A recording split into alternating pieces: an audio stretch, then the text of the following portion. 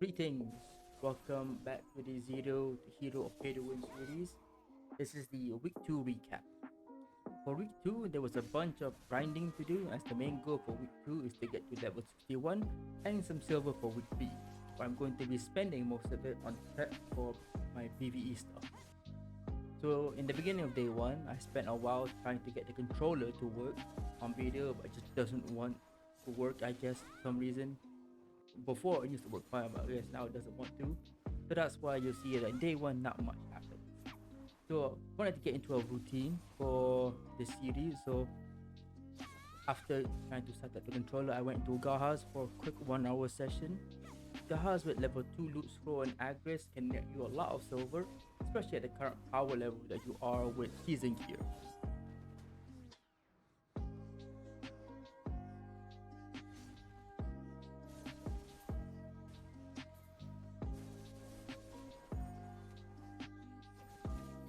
After that, I went to do the infinite HP pot weeklies, as the sooner we get this done, all the better. Through the events and login rewards, I try to get as close as I can to like the max drop rate, which is around 300%. But as much as I try, I can only get to around like 150 to or 200%. Even though Season Plus Plus lets you do one zone weekly twice, I still rave about that. We can all do, at the very least, each zones weeklies once a week, which is way better than the old system where, regardless of zone, you can really only do one weekly per week. So it takes much longer. The new system just way better. Side note, Terracon mobs suck. They're goddamn annoying. They CC you so much that you can't even build enough to get 100% CC resist. And run rose pack are just so far from each other. Like, so if you're a class that has low mobility or just sucks at moving from pack to pack, it's gonna suck. PA really needs to get onto this, man. Like, fix the spots.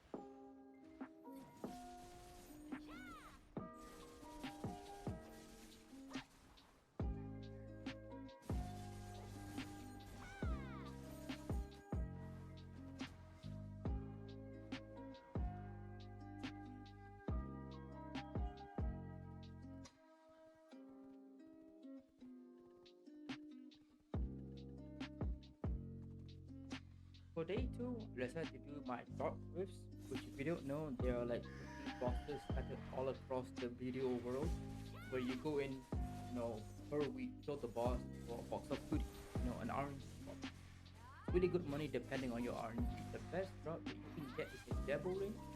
It's around half a bill right now. So depending on the market, you will get more, you get less. It really depends on your RNG.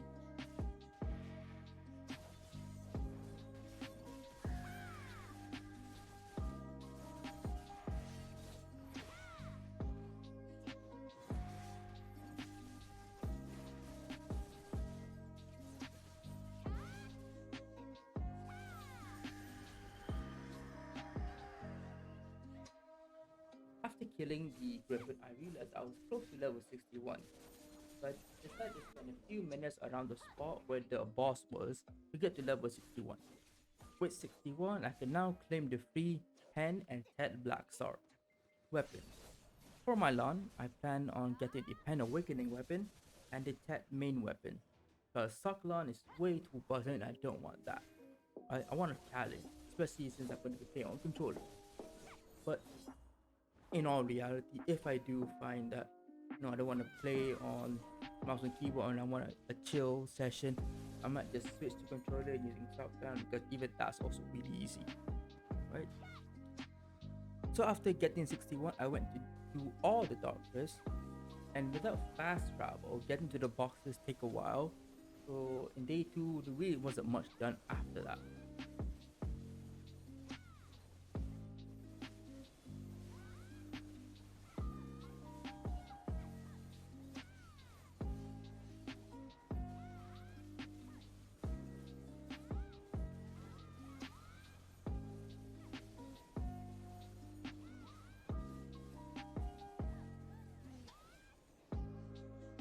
Right? So after doing the rest, I did 1 hour at the house because I need the money.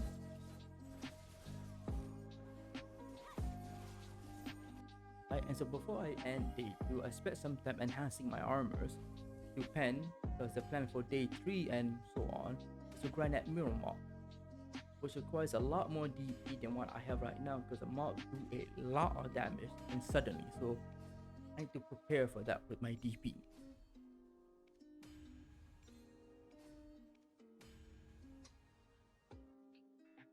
Begin day three. I started the quest for a tent, which is a very, very, very necessary tool for basically anything in the game, especially for grinding, right? As with the tent, you can repair your gear, get buffs, restock on your HP, pot, stuff. So it's very, very useful.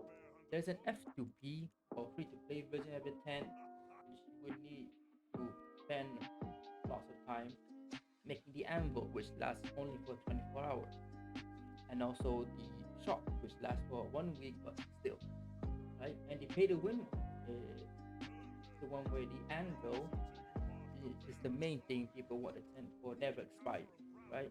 So you may hear a lot of times people say video is pay to win, but really, realistically, the only pay to win thing that you need is the tent. Right? Because the tent is super super useful. So one time thing, you don't need to get any more unless you make new accounts. Right? So you always want to get at least a tent if you're going to spend money on the game, right? So for the tent quest stuff, luckily you can get all of it through market. After getting the tent, I rushed my ass all the way to Miramont and grind it for an hour. Miramont is one of the best spots, not only to get really good money, which right now you could get an average around 400 mil an hour, so half a bill in just 1 hour, which is really really good right after other seasons.